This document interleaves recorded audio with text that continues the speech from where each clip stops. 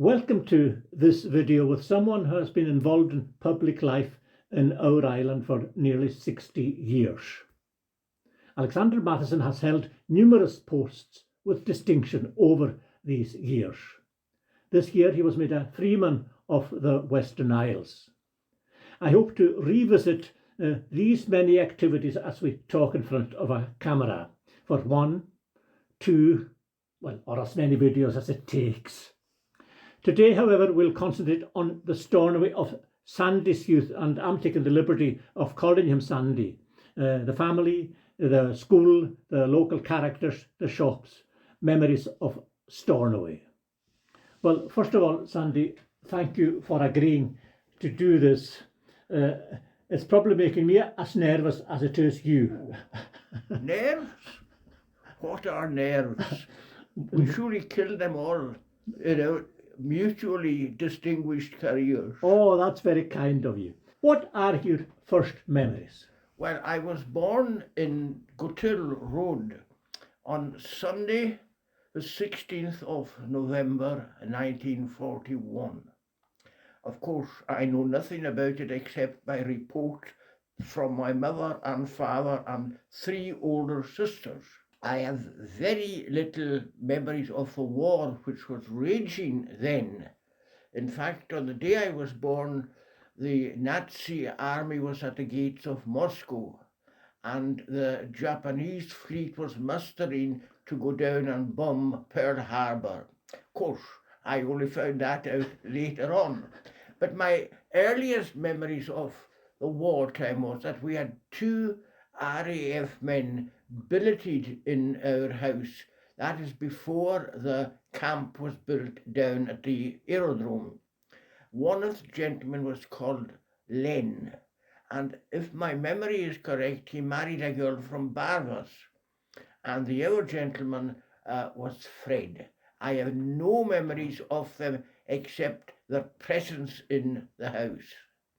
Then my next memory of the war was really towards the end. It must have been actually at the end of the war, because I have a distinct memory of being taken to the VE Day parade in Stornoway, and we were in my father's car, and a gentleman, if I can call him that, climbed onto the boot of the car to wave and to be seen as well as to see. And I would have thought that my father would have remonstrated with them. But such was the importance of the day, he turned a blind eye to this great big gentleman. I won't say where I think he came from, because he was certainly of rural stock. Sure. He was standing on the boot and thumping his feet. You might be laughing when you say rural stock, but you are actually of rural stock yourself. Well, yes, but I was hoping not to dwell on that until later on. Indeed, I'm of Bragger stock. My grandfather was the son of a Bragger man, Captain John Smith of Bragger, who actually became a significant figure in my young life. He was a ship's captain, and he had a ship called the Raven, which belonged to a Stornoway shipbroker called Norman Maciver.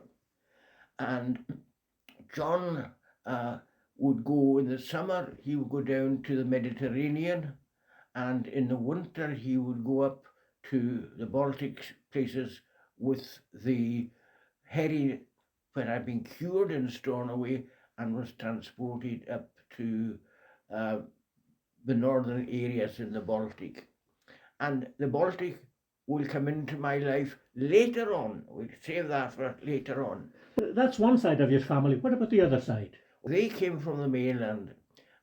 My father's uncle John McLennan came to Stornoway to work for Sir James Matheson in the mill which was restored a few years ago and is out beside the golf club.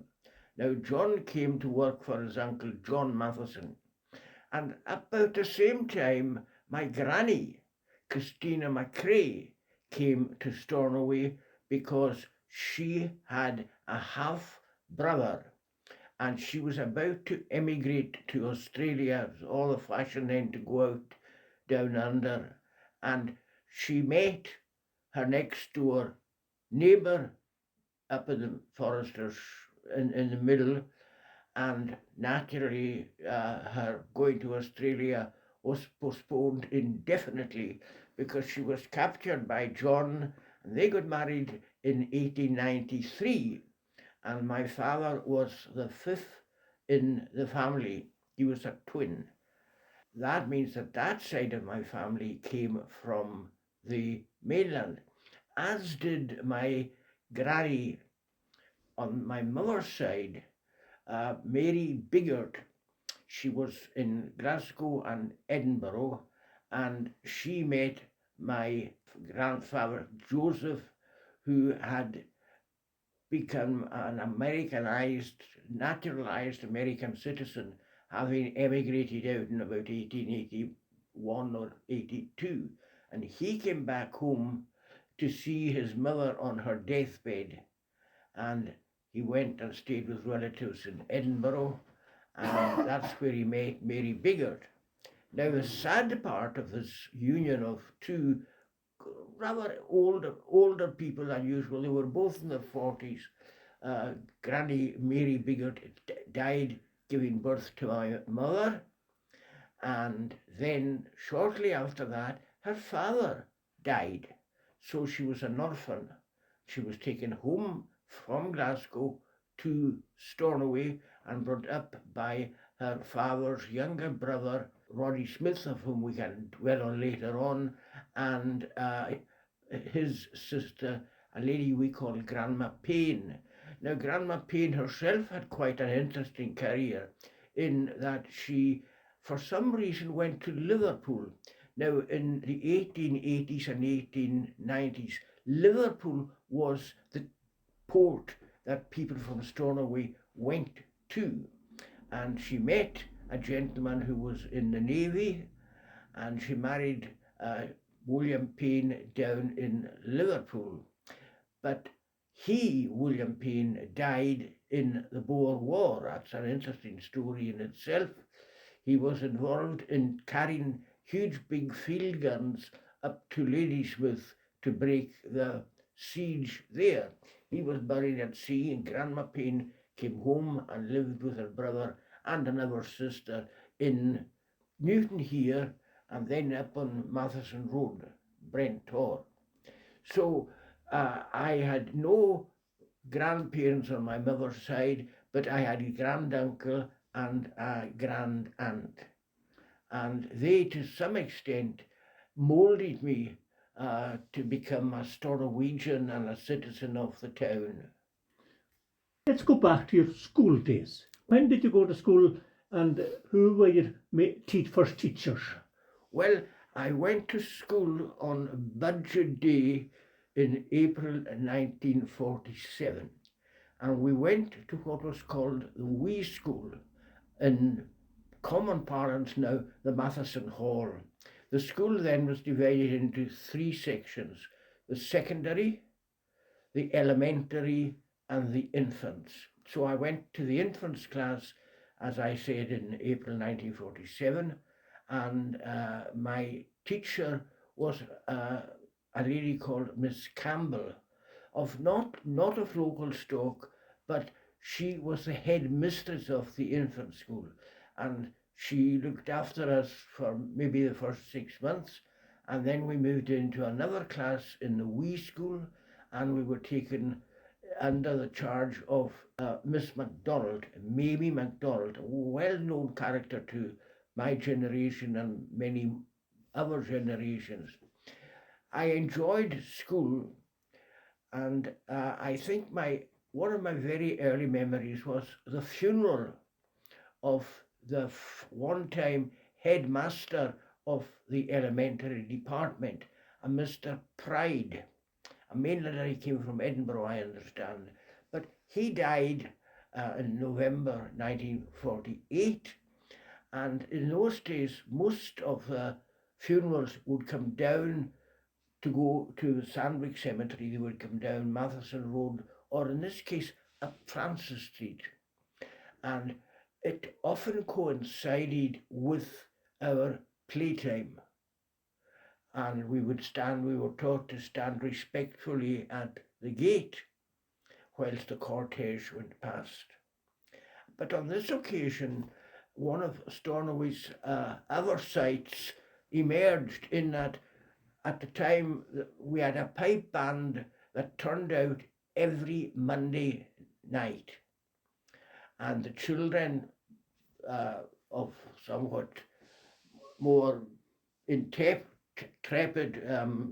mood would go out and dance along with the pipe band, waving their hands and pretending they were pipers and drummers.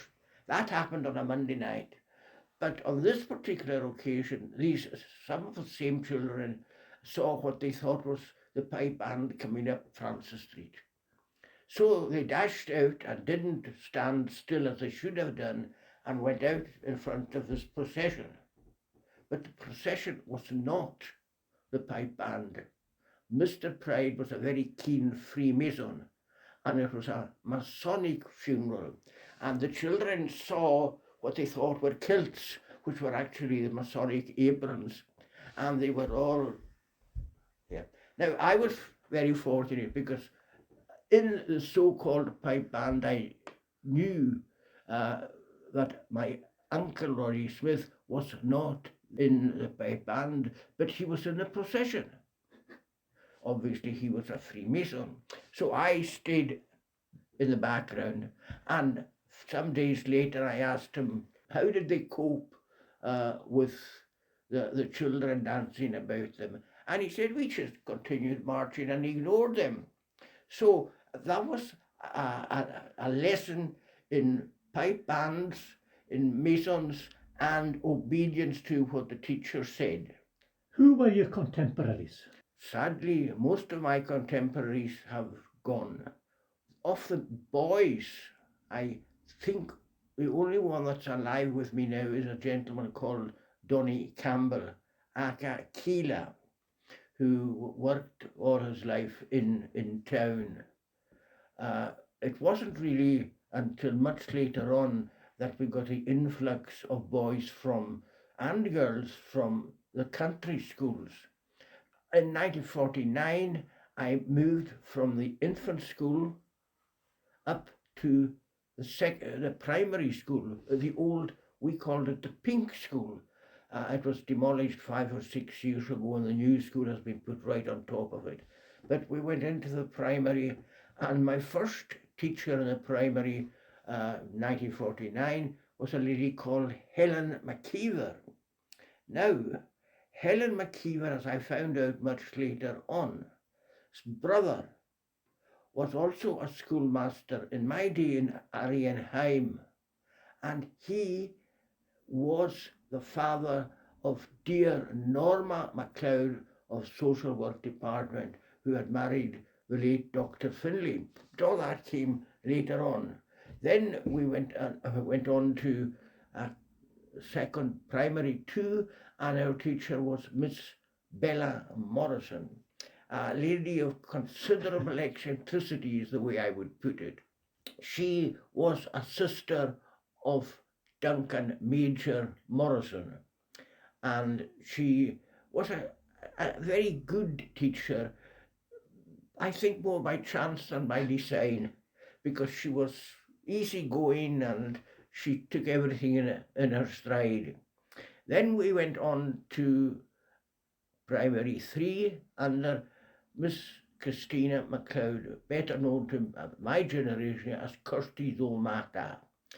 And she was of very, very strong religious convictions, kind of convictions that would get her into trouble nowadays when all religious things are sadly ignored and taken off the curriculum. And that year that we were on Mrs. Christina's class, I had 2 interesting experiences.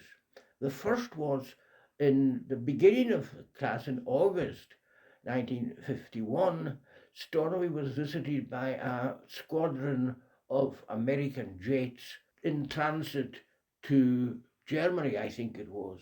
And for 2 days we had wonderful mock air combats in the sky above us. And then the following February, the 6th of February 1952, the King died. King George VI. And we knew from Miss Christina's demeanour that there was great sadness. There's a little story about that she did something that people wouldn't approve of now. She asked us all who had heard of the King's death and whether or not our mammies had cried. Now, my mammy, I used to go home for lunch.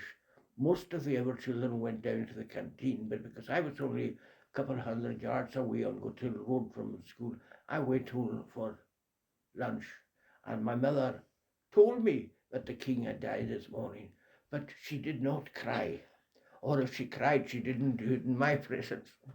And when Miss Christina asked us about her mothers, I had a good sense to keep quiet and not tell whether my mother had cried or not. And that stuck with me quite importantly. Then we went on to another class, primary 4, and I was taught by a lovely lady, Miss Annie Morrison, called, for reasons which I have never understood, Lady Sarah. Now, that lady used to reward us all on a Friday afternoon. If the class in general had met all her wishes and had behaved themselves, she would read us a chapter of a book called The Scarlet Pirate. Now, it's interesting, it was a book for boys. She never read a book for girls, so I suppose the girls would have to get to know pirates or something of the sort. Unfortunately, Miss Annie, as we called her, she fell and broke her shoulder, so she was off for 6 or 7 weeks, and the headmaster of the Pink School, John Angus Maciver, an uncle of a gentleman who died last week, Alistair Darling. John Angus acted as our teacher for 6 weeks, and he, in his own way, was very, very interesting too. He was a good teacher, but a strict disciplinarian. I remember one of the boys, no names, no pactol, the toilets had been repainted, and he went in and wrote on the wall, of a fresh paint, the name of another boy. And when John Angus found out about this, we had the interesting quasi-legal situation where the class were questioned who did it.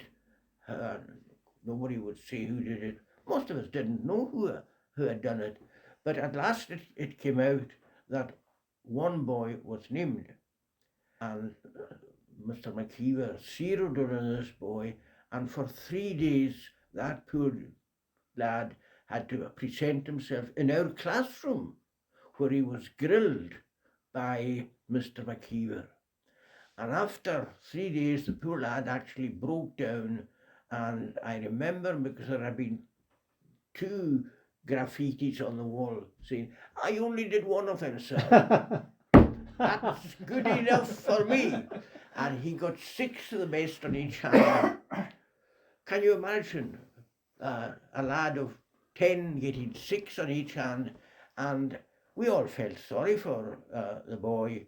And the following day, his mother burst into our classroom and tore a strip off John Angus Maciver for beating the boy so severely. So these were 2 things on my 4th year. Following year, I went on to the qualifying. And that is where nothing as such as assessment or anything else. It was you sat down and did an exam. And there was also another part of the process called the IQ test, the intelligent quotient test. And what I am amazed at nowadays, people talk about the IQ test, and they're actually talking about knowledge, not about logic and doing things and all the rest of it. That's just a more recent reflection of my own. So at the end of the qualifying, we moved into the secondary department over in the Francis Street building. Before we move on to the secondary, what you were saying about John Angus Maciver laying down the law, because of course his son Kenneth had become a sheriff himself, and Sheriff Kenneth Maciver. Ian, who at a later stage was on my class, a very nice but shy boy. Ian and I went to the Sunday school regularly every Sunday in the high church.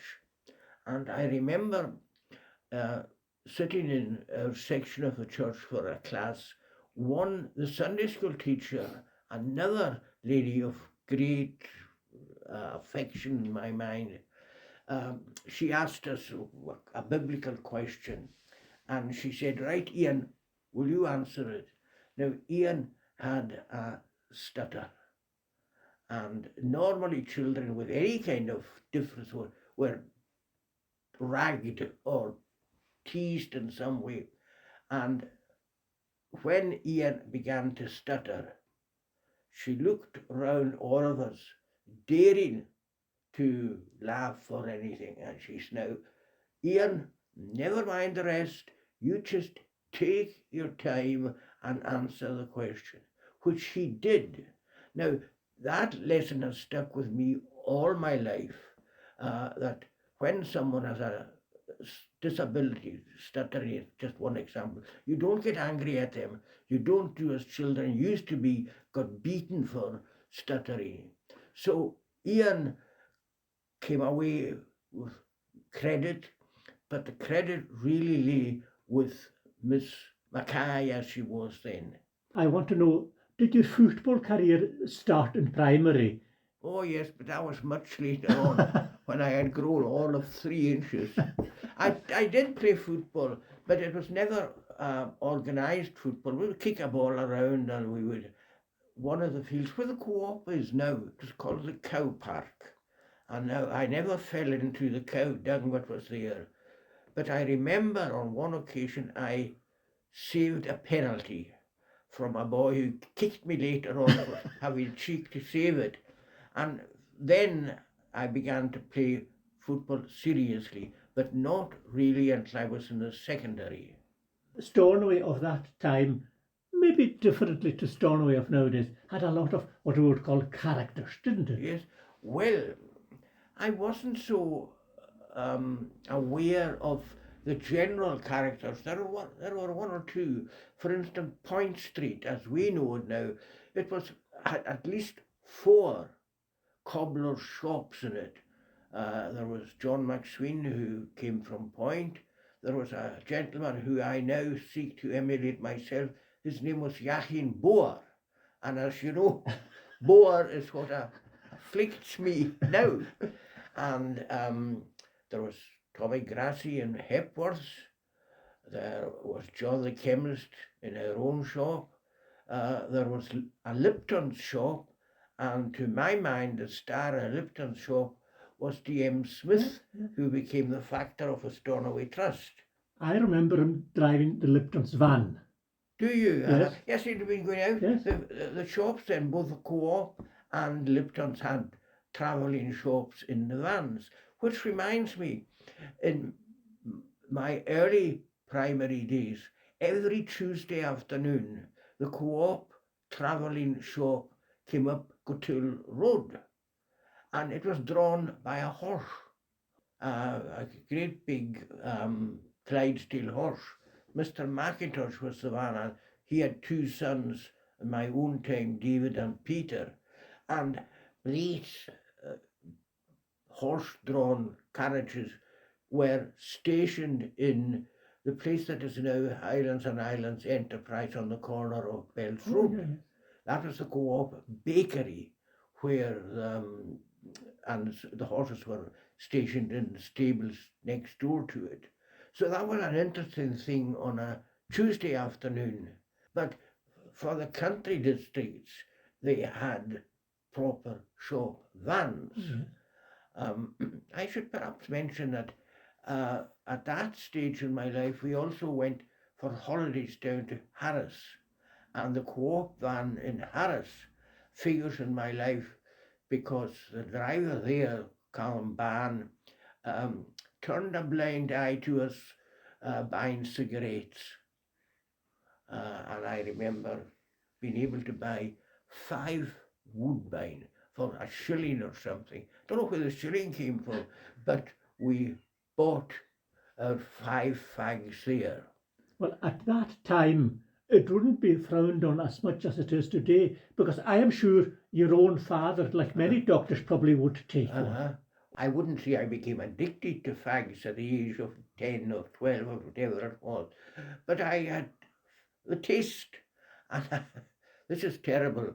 I remember one day walking up Cotillo Road with some boys, and a gentleman smoking his fag threw a tabby on the pavement, and I ran and caught it and took three or four drags out of it. And was I sick? And my father, when I came through being sick, my father said to me, have you been smoking?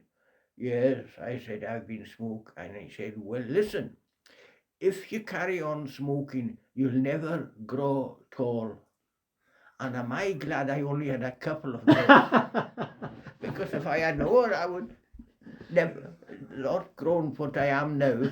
But that was a story about the fags and how easy things were. But of course, your father was a doctor. Your father was well known throughout the island. How aware were you of your father's status? Aware, very much aware, because interesting fact, my earliest memories of my father at work was before the introduction of a National Health Service, and he had to rely on, there was some public money from the Highlands and Islands Medical Fund, but for the most part the patients had to pay. And I can remember quite distinctly Christmas time, he was inundated with socks and scarves and knitted goods and shop pieces and everything else, because this was in payment for his services. I was aware very much that he was my father because of the telephone. The telephone, even to this day, when I hear the telephone ringing, I go into defensive mode, because we knew when the phone rang, it was going to be a crisis for somebody, and we were either banished or sorry. And later on, we never got, even when I was growing up and wanted to phone friends, we were never allowed to use the phone in case someone came in on the phone wanting the doctor. I often think about some of the patients that would come to the house, and I have a very early memory of one Saturday afternoon, must have been a Saturday afternoon because I wasn't in school. A man came in holding a little boy, and the little boy had a hole in his forehead. I found out later on he had been butted by a ram. But at gone in there, I remember distinctly, we had a pull-down light and this boy being placed on the kitchen table and my father cleaning it out and all that sort of stuff. There were various other patients who would come to the house, and sometimes I got to know who they were and all the rest of it. And he also, interestingly, from a point of view of medicine now, he frequently had to go out into the country. Although he had a surgery in town, his day started at 8 o'clock. He went down and held his surgery from 8:30 until 10:30 in the surgery, And of course, there was no appointment system there. Everybody just piled in and sat obediently round the waiting room. He then, at 10:30, he would come back up to the house and have his coffee and bring one of his assistant doctors with him, and they would discuss the divvying up of where they would go. You'll go to Point, and I'll go to North Tulsta, and so forth. And I remember it must have taken them quite a while to work it out. Often he would go to Tulsta and he would come back home and at lunchtime, and my mother would say, the phone went this morning and there's a call for North Tulsta.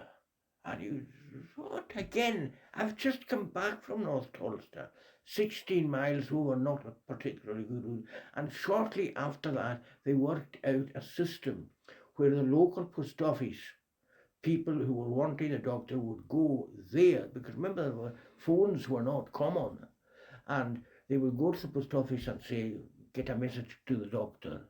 And my father, every time he went to a village, he would go into the post office and say to the postmaster, what have you got for me today? And that helped a great deal. You say you remember before the National Health Service. What change, or was there an immediate change once the National Health Service came in? I don't really think I noticed much difference. People still came to the house. He continued his usual habit of surgery, country calls, lunch if he ever came for lunch. Then he would go back to his surgery from 2 till 3, and then he would go down and do other calls. I think my main memory, whether it was before or after Alzheimer's, was a thing called a maternity case, and there were mostly home deliveries then. People couldn't go to the hospital, and unless there was some underlying medical problem, and he would sometimes disappear for days, and I wouldn't see him, and then he would appear some afternoon at lunchtime or around then, always in tow with a Matty nurse, the district nurse who was in charge of the births. That was one big difference, because as we all know, later on, home births became the exception rather than the rule. And I think that was because of the introduction of a National Health Service. Did you ever get to be taken around with him? Did you get a spin out with him ever? That was one of the highlights of my youth. I would get up in the morning and, Mommy, I'm not well today. I'm feeling miserable. Oh, she says, it's time for you to go with the doctor. And the doctor was my father, and I was off school, and I would get to go in the car. It was remarkable how my misery disappeared whenever I got into his car. And I got to know all the area around Broadby very, very well, because I was out and about with my father in the car. And on one or two occasions, he would judge the matter carefully. He would take me into the house with him. I wasn't present on this particular occasion, which was related to me much later on. On one occasion, he had to go to a call to an old woman down in, funnily enough, North Tulsta. I wasn't taken in that day, sat in the car. And I found later on, someone told me from North Tulsa when I was in my teens, oh yes, Dr. Matheson, there's a Caioch who swears by him as being a wonderful doctor. He came into her house one day, and as they always did, a stethoscope. Yeah. And he, at the same time as they applied the stethoscope to the lady's chest, he noticed on the bedside table the Free Presbyterian Monthly Magazine. And he put the stethoscope on, and he was going, oh, I can see, I guess you must be a Free Presbyterian. He had seen the magazine, and the lady thought he was some kind of magician or something, that he knew by putting a stethoscope on her. She was a free Presbyterian. I don't think he get away with that nowadays. I don't think so. I should, in fairness, I should also talk about my mother. Yeah. She, despite being an orphan, she went to university in Edinburgh and became a school teacher, and she taught in Cross School. She would go away from her home on James Street Monday morning, and she would stay there the whole week, because it was, in those days, it was a big journey. And she taught in Cross, and she lived in a house in Cross that I got to know later on. Then she came into the Nicholson, and she was teaching French and English in the Nicholson, 1932, 33, 34. Then she got married in 36 to Dr. Matheson, and I followed her career in Cross largely due to the fact that it became a museum as it is now after it had closed. And one of her pupils was Alex Smith, who became commander in the Met and came back home to Scotland, where he was chief constable in Scotland after he had been the chief constable in Aberdeen. For once, and probably the only time when we're doing these things, I am going to insert a slight correction. His surname was Morrison.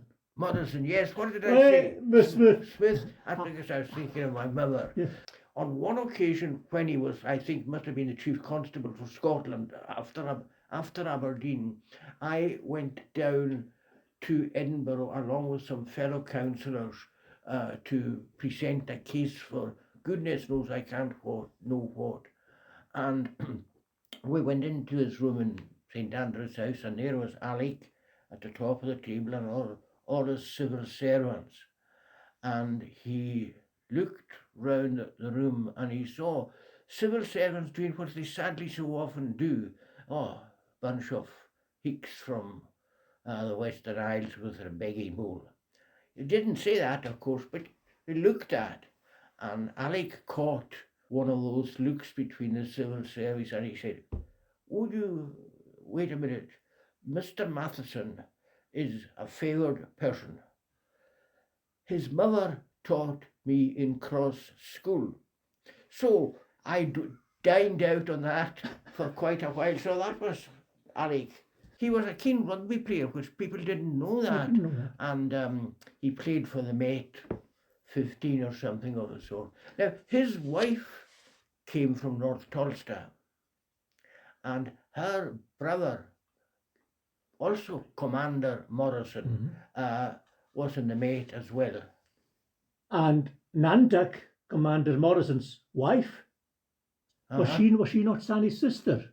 And was he not also a brother of the Breve, Commander Morrison? Correct, absolutely, yes, that's right. Thank you for reminding me of the Breve. He was a favourite turn at the concerts in Stornoway. He came from Tulster, North Tulster, yes. Oh, yes. You're talking about Calhoun. That's the very well. That's who I'm talking about. I also had the privilege of interviewing Calhoun in his old age as well. But the Breve wrote a very funny column in the Stornoway Gazette. Yes, I remember going to the Gazette on a Friday afternoon then, because of the Breve. Much of the wit was above me, because it also involved people whose names I didn't know, but when the names were mentioned by the Breve, other people knew exactly what he was saying. Again, in a later life, Nantuck and Commander Morrison, they wrote a book about the people in the Royal Navy during the Second World War. The Merchant Navy, and it's a very good book. There's a copy of it somewhere around here. You actually eventually got to the secondary school. A fallow period of my life. I was not, I think in all fairness, one of the clever boys. Quite why, I don't know. but we went into the Francis Street building, that's where we were. And I went on to class 1B, and the teachers were of a different calibre altogether, because we were expected to behave and receive instruction in a semi-adult fashion. Now, I wasn't particularly good at any subject, perhaps except history.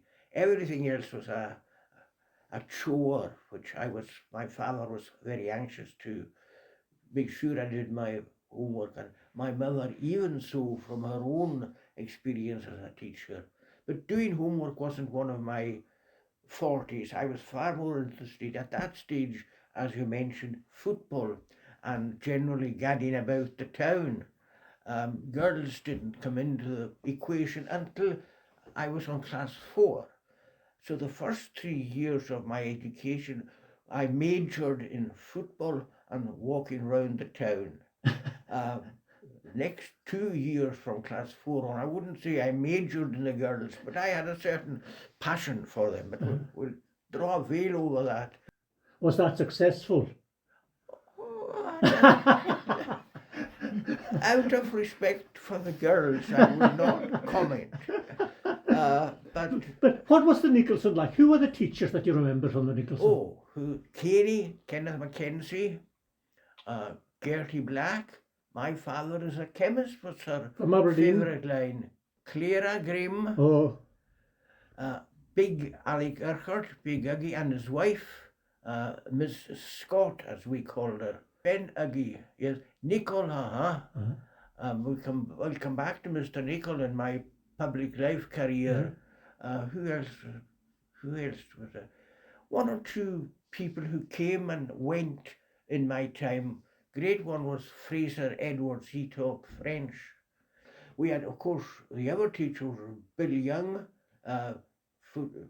games master, as you would call him.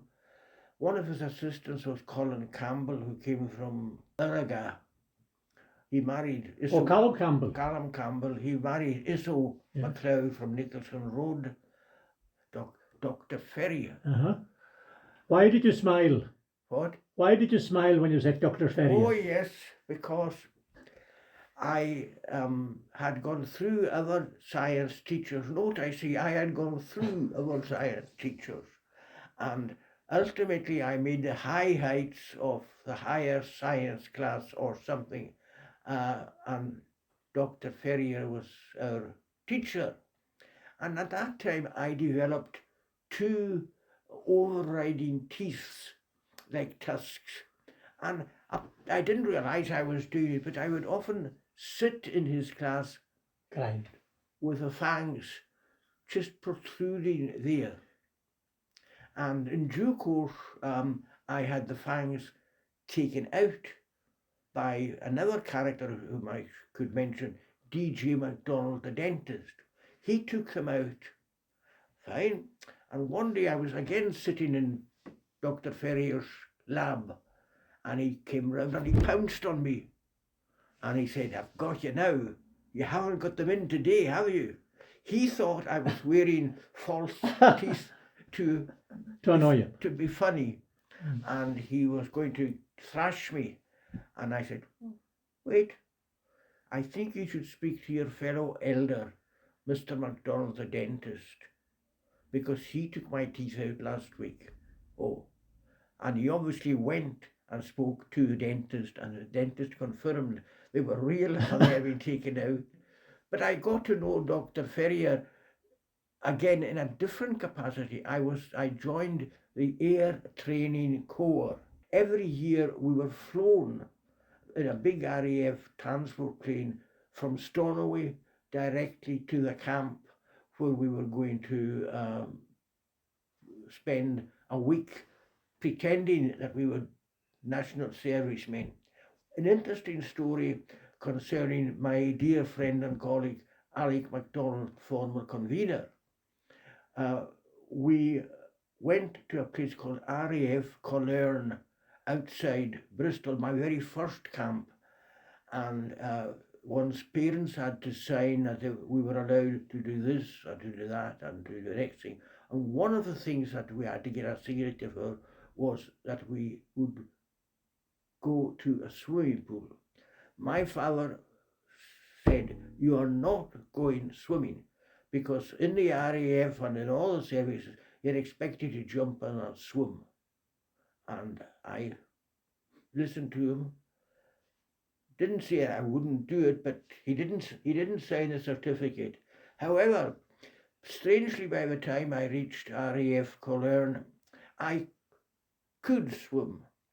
So a teacher, the PTI, physical training instructor, all the boys who cannot swim over there, the rest of you just get into the pool. And of course, as I say, I miraculously could swim. I didn't join the boys who couldn't, and I jumped into the pool and I was swimming around quite full, and there were numbers down the side of the pool. I didn't know what they were for, so I thought, well, they must be to measure the length, although I couldn't find how the number 8 was anything in length. And I decided to stop swimming and put my feet on the bottom till I worked out what the 8 was for. And I got cramp or something in my ribs, which I still do to this day. And I began to drown. And of course, everybody thought Matheson was just fooling about, except for Alec MacDonald, who realised that I was in difficulty. And he must have been a good swimmer. He came and took me up to the shallow end. And then the Army PTI, Dick McTaggart, was actually there. He was a PTI in the RAF too. And I think it was him, I'm never certain, who took me out. Not that I knew Dick McTaggart ever, that he was a famous boxer. So Alec is the cause of me still being here to talk to you today. So Alec MacDonald has a lot to answer for. Oh, I think Alec MacDonald should be going around in sackcloth and ashes. Two things before we finish for today. One, in the passing you mentioned the dentist. Dentists then, very different to dentists now. Yes, absolutely. Tell me about it. Well, I've just finished being in the dentist myself this week, where a canal root taken out lasted a whole hour. But in my day, when I went to the dentist, I went to DJ MacDonald, and he was an ex-soldier from Gallipoli, and he was a very good yarner. He always took me for some reason in the evening, and he would talk to me about this as he would. They didn't go in so much for conservation then. Toothache, out it came. And he had a 4-foot syringe with a 6-foot needle.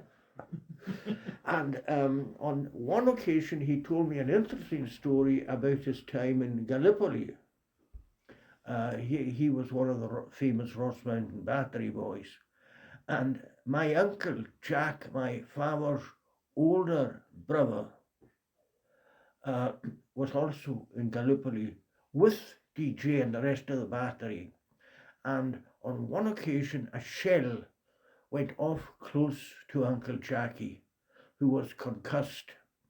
And when he came round, the fighting had moved on, but he was picked up by an English stretcher bearer, and poor Jackie was concussed, so he reverted to his natural tongue, Gaelic, and he began to talk in Gaelic, and the Englishman thought he was talking German.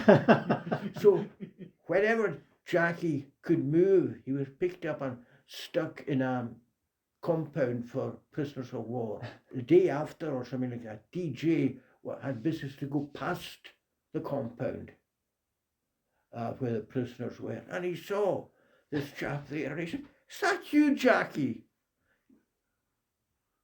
Yes, it's Jackie. Poor Jackie had been held in an English prisoner of war compound because he spoke Gaelic. Did he get him out? Oh yes, DJ got him out, and as I say, DJ was a character. Yeah. But in these days, they didn't have the anaesthetics that we have nowadays. Didn't they have chloroform and things like that in the dentist, and cocaine yes, and things like that? Yes, they had what has now been very greatly abused, nitrous oxide gas, laughing gas as it was called.